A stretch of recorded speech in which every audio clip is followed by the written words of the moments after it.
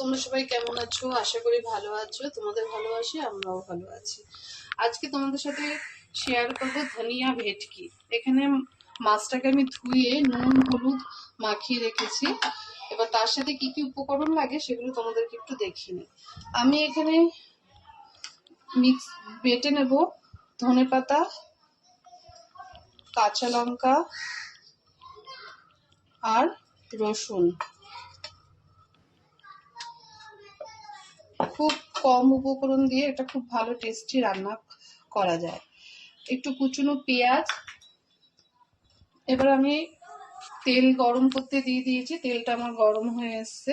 এবার আমি মাছগুলো ছেড়ে দেবো তাতে।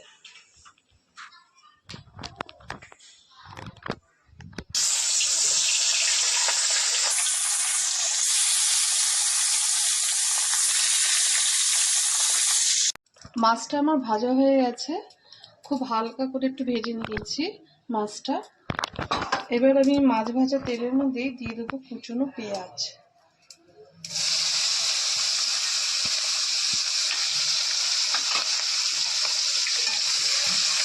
হয়ে গেছে। এবার আমি এখানে কাঁচা লঙ্কা, ধনেপাতা আর রসুনটা যে পেস্ট করে রেখেছিলাম সেটা আমি দিয়ে দেবো।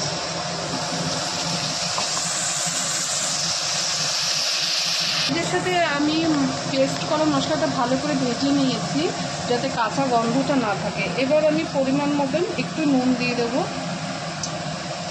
তারপর দেব হলুদ গুঁড়ো,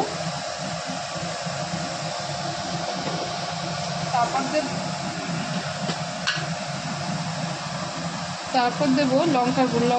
ঝালটা আপনাদের পরিমাণ মতন দেবেন, দিয়ে দেবেন। মিষ্টি এটা আপনাদের ইচ্ছে হলে দেবেন, না হলে। মশলাটা আমাদের ভাজা হয়ে গেছে। এবার আমি এর মধ্যে একটু জল দিয়ে দেবো।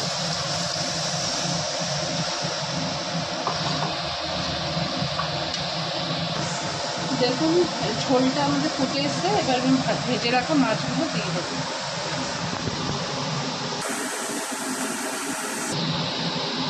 আমি কটা কাঁচা লঙ্কা দিয়ে দিচ্ছি। রান্নাটি আমার একদম কমপ্লিট। এবার পরিবেশনের জন্য একদম রেডি। এবার আমি নামিয়ে নেব। রান্নাটি আমার একদম রেডি।